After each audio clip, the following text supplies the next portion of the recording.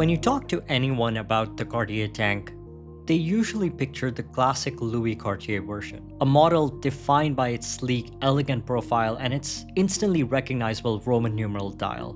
But what if I were to mention the Basculant, a version of the rectangular watch that has quietly tucked away in the tank family tree since the 1930s? Some say that the tank Basculant is one of the most underrated Cartier tanks ever made, but is that actually true?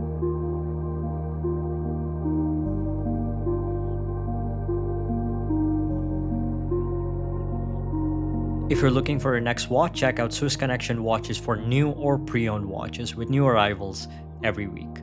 Thanks.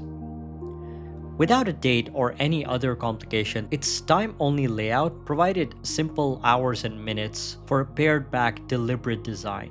Interestingly, nothing looks out of proportion. The entire design centers on balance and clarity, placing greater focus on its defining feature, the reversible case, that takes just a gentle push of the fingertips to send it into a smooth pivot action.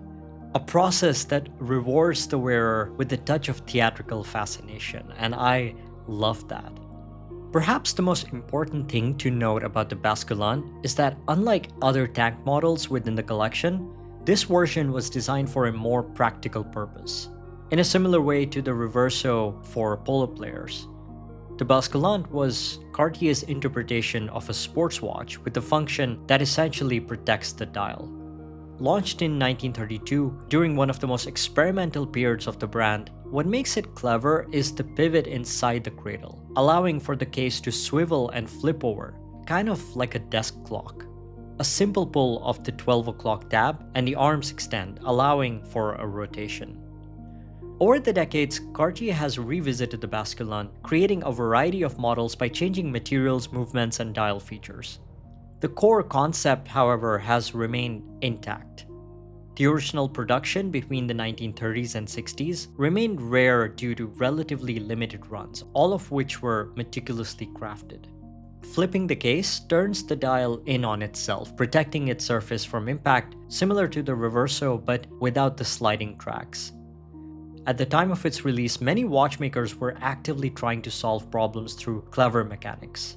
Yet it's clear from examining the Basculant design that even when Cartier remedied a functional issue, it did so without compromising on elegance. Some of the modern models, like the reference 2390, feature a modern 38mm lug-to-lug measurement in steel and a slim case profile that you can easily slip under a cuff. Polished prank cards mixed with vertical brush surfaces along the cradle highlight the Art Deco era that gave birth to its geometric edges. Though I wouldn't take it swimming, but its 30 meters of water resistance ensures it can be worn for general day-to-day tasks without risking damage.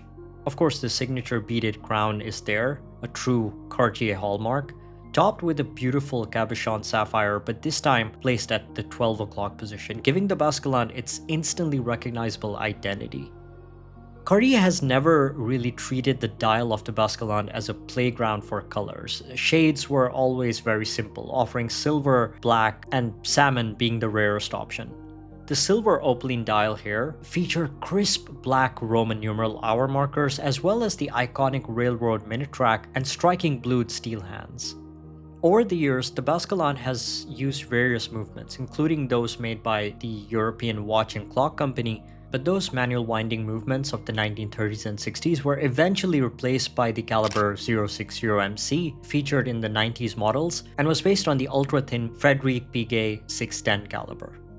Introduced around the same time was a quartz-powered version, offering a more accessible price point for collectors seeking a more affordable option. That speaks to the strength of Cartier as a brand, that there has always been that accessible gateway into the brand for new enthusiasts and collectors.